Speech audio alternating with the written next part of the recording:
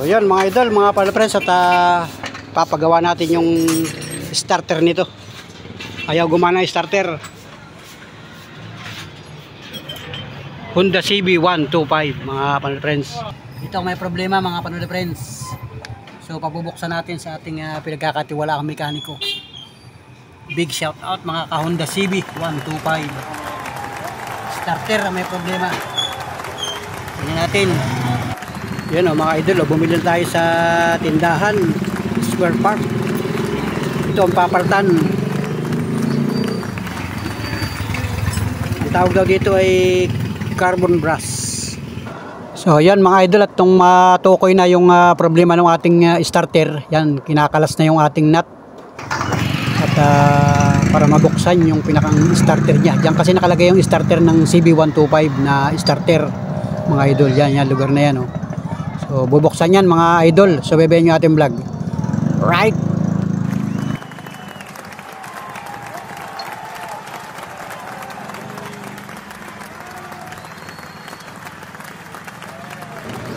So yun, at kinakalas nga yung nut para mabunot yung pinakang starter niya.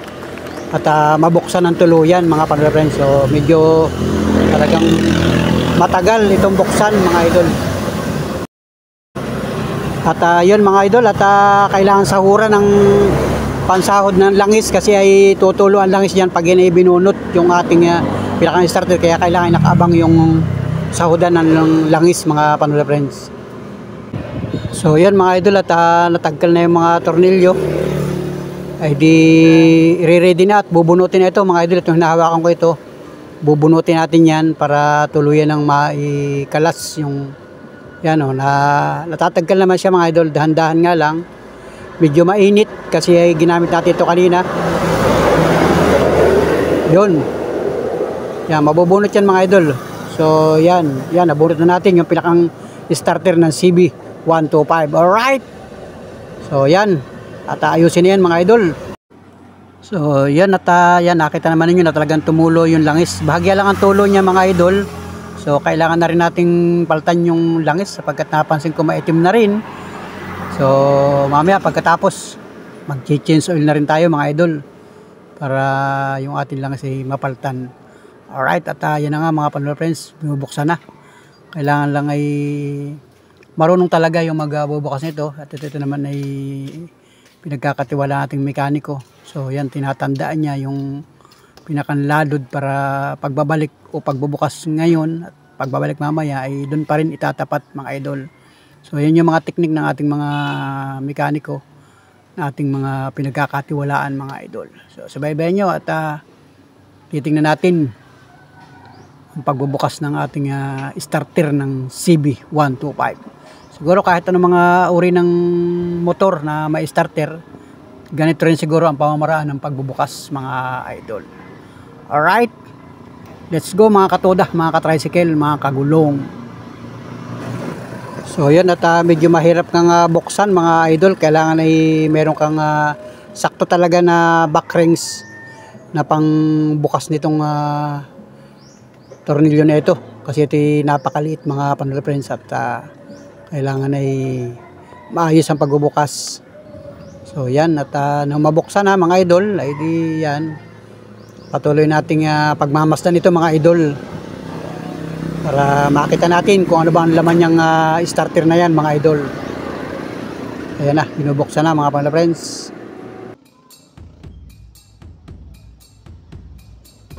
So yan mga idol, at simple lang ang pagbubukas nito mga idol. Yan, kailangan lang bunutin para makita mo yung laman ng loob.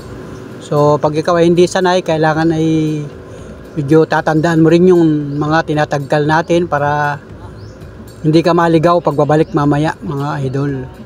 So kung ikaw ay bihirang magbukas nito, ngayon mo lang na experience, ay di dahan-dahan, kumbaga tandaan mo kung saan mo kinalas para mamaya doon din ibabalik mga idol. So ang ating mekaniko ay sanay na sapagkat lagi na o parati na siyang nagkakalas ng mga ganitong starter.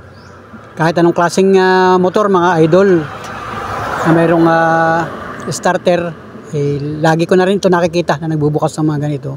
Kaya sanay na rin siya. At yun nga, bubunutin niya mga idol yung mga maliit na tornilyo doon sa ilalim, sa pinakang loob.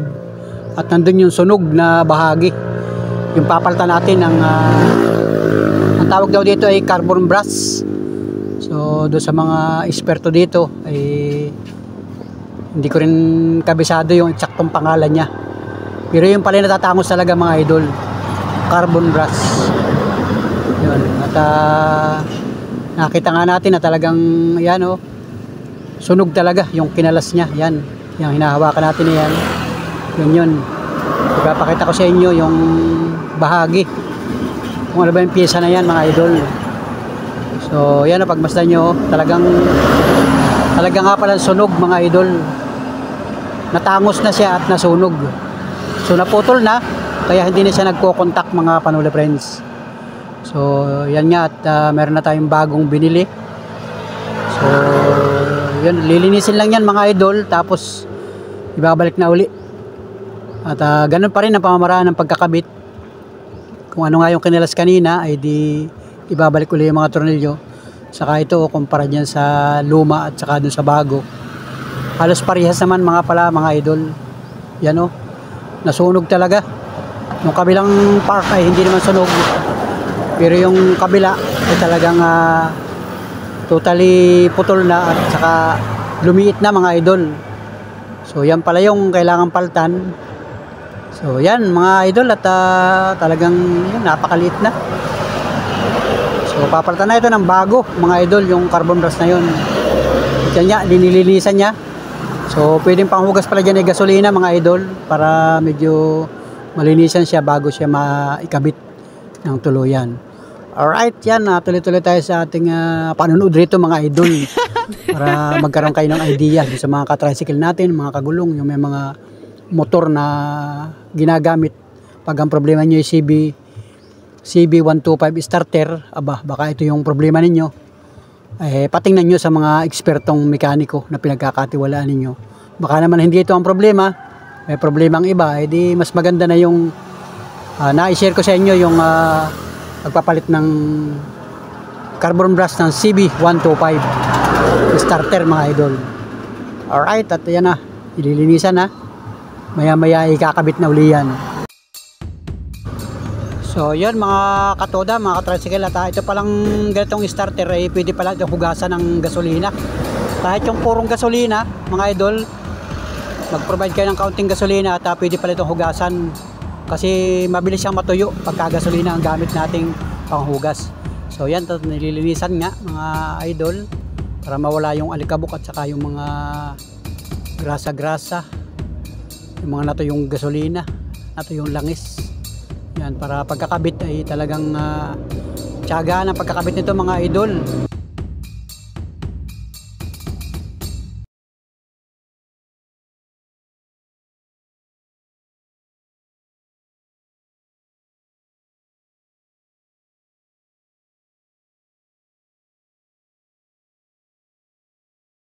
So yan mga idol, mga Panuli friends, at matapos ng malinisan, ayan, at ikakabit na uli niya. So ipapasok na yung ating bagong biniling pyesa. At yan yan, nilalagyan ng grasa yung loob para medyo madulas naman siya. Kasi ito yung umiikot mga idol. Ito yung parang maliit na motor, kaya kailangan siyang lagyan ng kaunting grasa.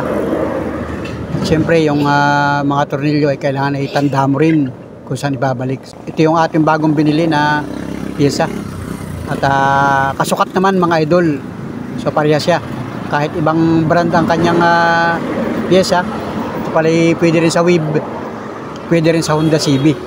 So sukat siya mga idol. At ang kaibahan nga lang ay medyo mahaba yung tornilyo niya, pero papasok at papasok mga idol. At nakita naman natin. So talagang may technique din ang kakabit nito, kasi may maliliit siyang spring sa loob na delikadong tumalsik pagka hindi ka sanay. So yan, at tayo naman ay nanonood nga dito, di kita natin yung paggagawa mga idol. So ewan ko lang kung napapansin niyo sa ating video, kasi medyo malabo yung ating video, pero totally okay naman, at napapagmasdan natin mga idol. So ito yung idea lang mga idol, para mayroon kayong idea pagka magpapagawa kayo sa mga ekspertong mekaniko o di kaya marunong kang magkutingting ng mga bagay na ganito mga idol. Basta meron kang gamit, kayang-kaya mo ito mga idol. Tiwala lang sa sarili. At yan, no? May mga teknik talaga na pagkakabit. So maliliit yung mga pyesa at maayos naman mga idol. So yun, tuloy-tuloy tayo sa ating pagtugay-gay dito mga idol. At maya-maya lang ay okay na yan mga idol. Alright. So yun mga idol, at nang makikabit na yung spring, yun, ipinasok na uli yung pinakang ihi nya, yung pinakang magnet. Yan, at grabe, talagang may teknik mga idol para hindi tumalsik yung spring. Dahil mukhang delikado talaga pag tumalsik yung spring, hindi mo na siya maikakabit o di kaya bibili ka ng panibago mga idol. Yan, at, okay na mga idol.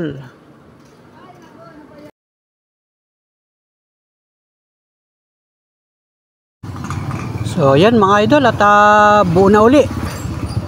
Babalik na lang yung mga washer. Kailangan tama yung pagkakakabit kung ano yung pagkalas kanina.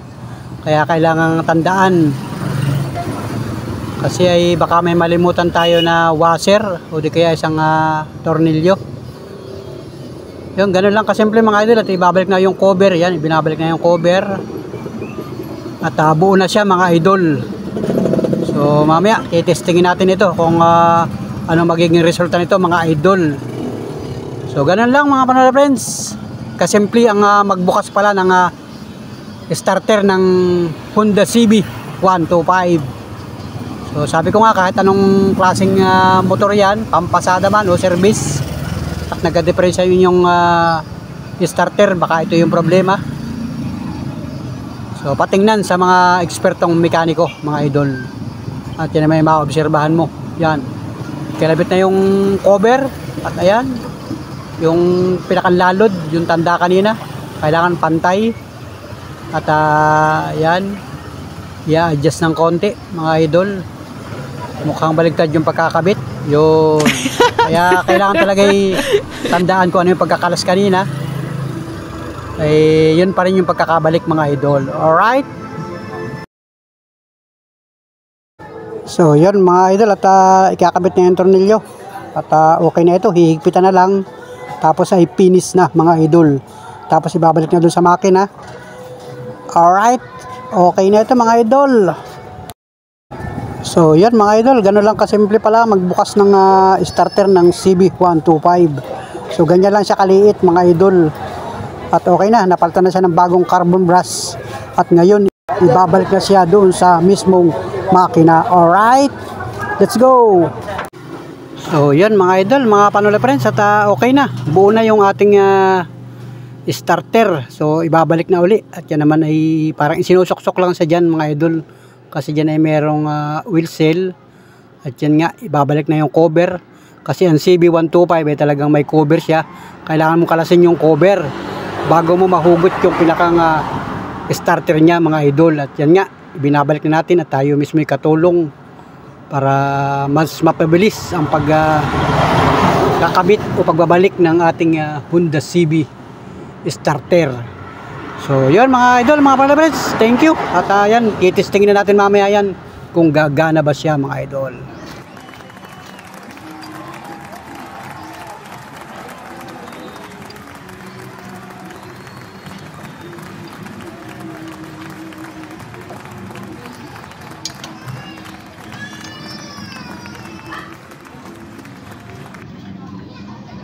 So, alright mga idol, at higpit na lang ito. Iyan, higpit. Iyan, last na ito, last na higpit na mga idol. So, at pagkatapos niyan ay di titestingin na natin mga idol. So, kaibigan, Katuda, i-start mo na. Testing natin.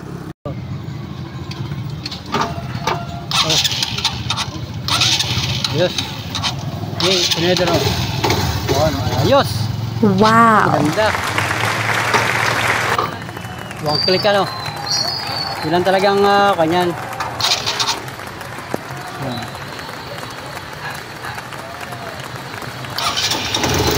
Ayos. One click. Yun lang talaga ang problema. Ayos na mga idol, oh. Gana na uli.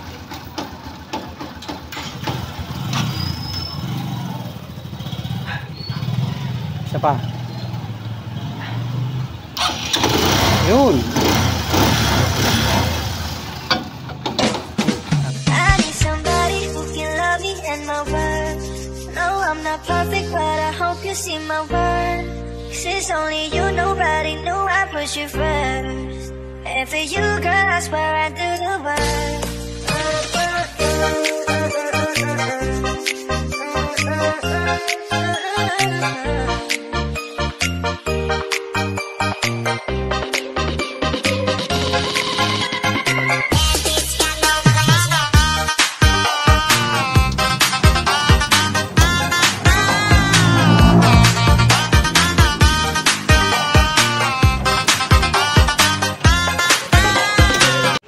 So yun mga idol, mga panala friends, at okay na yung ating electric starter ng ating CB125. So nagka-problema at ayaw na siyang gumana ng mga nakaraang araw. Ang naging problema pala mga idol ay palitan yung carbon brush ng ating starter. So kung matatanong ninyo kung magkano yung carbon brush, ay nagkakahalaga ng 75 pesos mga idol. So isang set yun, nasa plastic na maliit.